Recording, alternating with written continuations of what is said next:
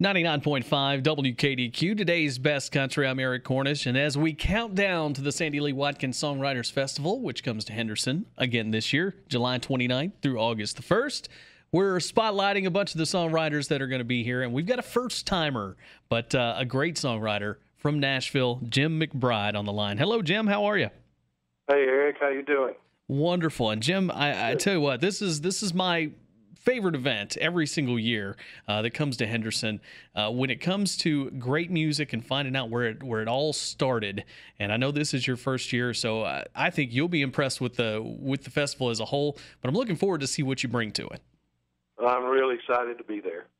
Now, Jim, you are responsible for a lot of great songs, but as I look down your catalog, I'd say most of your success comes from one of the best of all time, and that's Alan Jackson. And you've had some big hits that he took all the way to the top of the charts.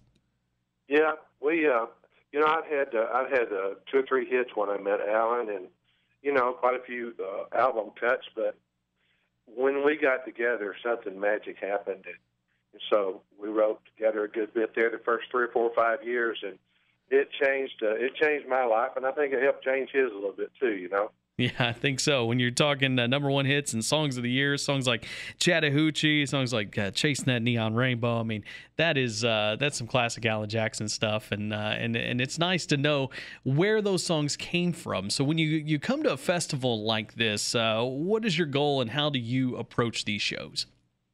Well, usually before I play a song, if there is a story, and I try to make sure there is, I don't want to have to make one up, but most of the time there's some kind of story there. And I like to not take too long. I don't think it ought to take longer to tell the story than it does to sing the song, But to give the folks a little idea of where the songs originated. For instance, Chasing That Neon Rainbow, I'd had that idea in my notebook for about 2 years. And I had never lived that life. I knew what it was about, but I never was a performer and traveling around.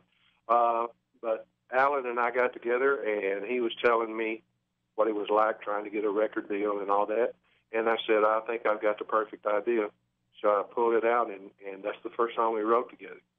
See, that's a great story, because I love the collaborations too, because sometimes you have an artist that is a songwriter like Alan that has a story to tell but can't get it out, and it takes, I guess, somebody like you to jump in there and kind of help him tell his own story, which that's always intriguing to me. Well, sometimes it is, sometimes co-writing works, sometimes it doesn't, but we wrote so well together. I thought we thought just alike. We liked the same singers, Vern Gosling, George Jones, and he's from Georgia, I'm from Alabama, and I don't know, it really worked for us. We've got Jim McBride on the line with us today talking about the Sandy Lee Watkins Songwriters Festival in Henderson, July 29th through August 1st. And Jim, first timer here, and I tell you one thing that you will enjoy is the hospitality of the folks in Henderson. That's where I live, and I know a lot of the folks that are there and opening their homes to these songwriters and cooking them dinner and all that stuff. So I know you'll look forward to that kind of stuff.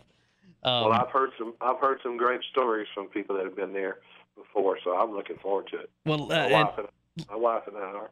Yeah, awesome. And that's great. I love that the songwriters, they'll bring their families and they'll kind of hang out, and this kind of like a second home to them. So that's always the fun part of the week that a lot of the fans that come don't get to see personally. But Jim, let's talk about some other folks that you've had songs for. And I mean, being a country music fan, to know that your pen and your guitar, whatever it may be, has put in a song in the words of Waylon Jennings or Conway Twitty. I mean, that's got to be a big deal. Oh, listen, I was still carrying mail in Huntsville, Alabama, when Conway cut A Bridge That Just Won't Burn.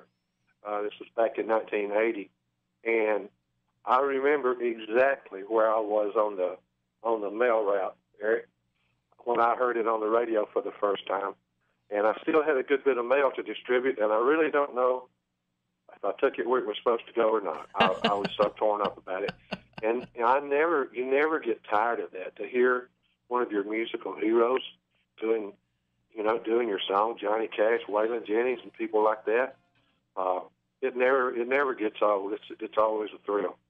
Well, I'll tell you what. Now not delivering the mail, but that mail just comes to you thanks to those people, right? Yeah. Yeah, I think, well, it's like the heat degree index.